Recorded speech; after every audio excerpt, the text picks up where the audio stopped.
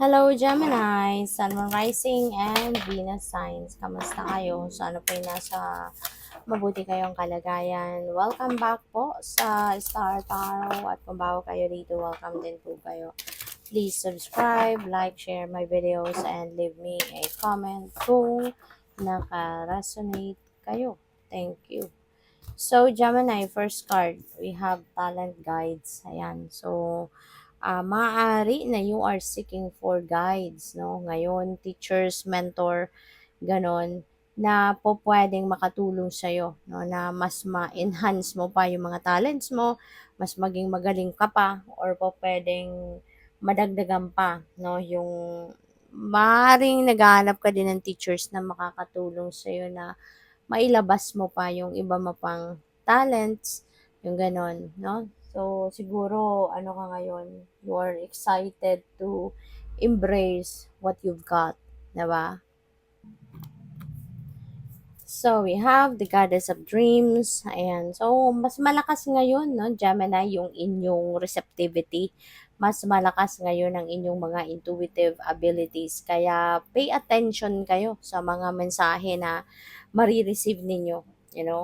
Pay attention kayo sa mga marireceive ninyong mga, pwedeng may mga visions, kayong makikita, intuitive messages, nudges, yung mga ganon. So, bantayan ninyo yan, no? Kasi mararamdaman naman ninyo yan, no? If there is something na papasok, and those are guidance from the divine.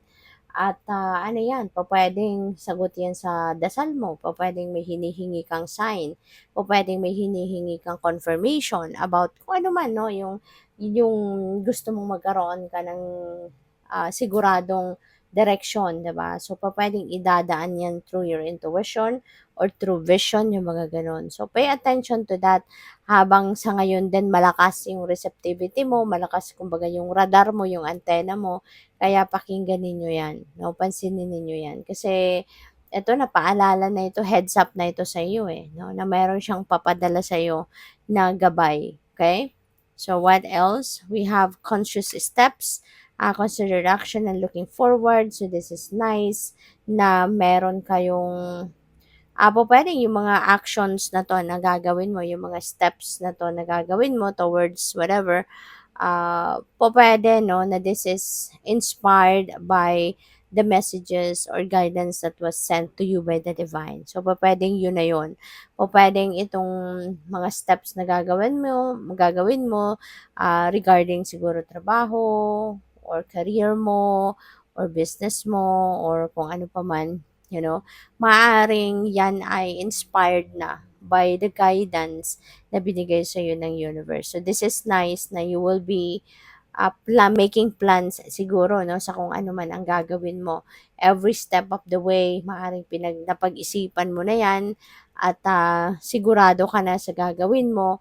Kaya nga, you're very conscious, no? You will be very conscious of every step na titaken mo rito, no? So, good luck sa'yo, okay? So, tignan natin kung ano pa ang ganap. Gemini. And by the way, maraming salamat, no, for subscribing. And if you haven't subscribed yet, subscribe na kayo. And also, maraming salamat din for not skipping the ads. Malaking bagay yan sa akin. And also, please click the join button sa baba ng video kung gusto niyo na mag-join kayo sa membership. Okay? Salamat po. So, what else? We have recognition and reward.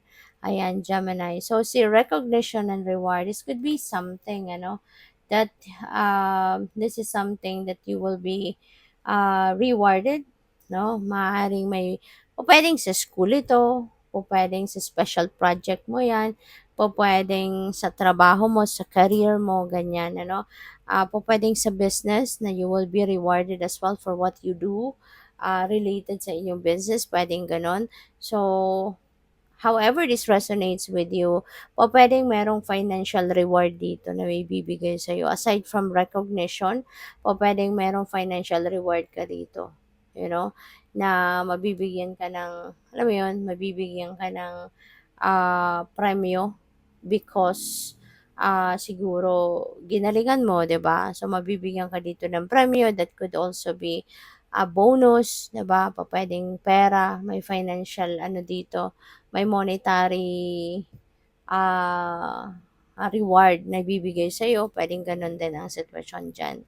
So, we have a spiritual union, pupuwedeng may ano dito 'no,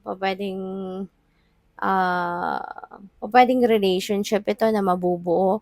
Ang maganda rito 'no, kung kunyari kahit anumang relationship ito, whether that is in love relationship, friendship, or pupuwedeng business partnership, maganda 'to. Kasi kumbaga in sync kayo ng taong ito. Kung sino man itong makaka-partner mo dito, makakarelasyon mo, in sync 'no, yung isip ninyo halos parehas ang laman, parehas ang iniisip, gano'n. So, napakaganda kasi, kumbaga you are on the same wavelength, you're sharing the same ideas, ganyan. Kaya ang galing 'no, magaling, ang ganda. At, magkakaintindihan talaga kayo rito.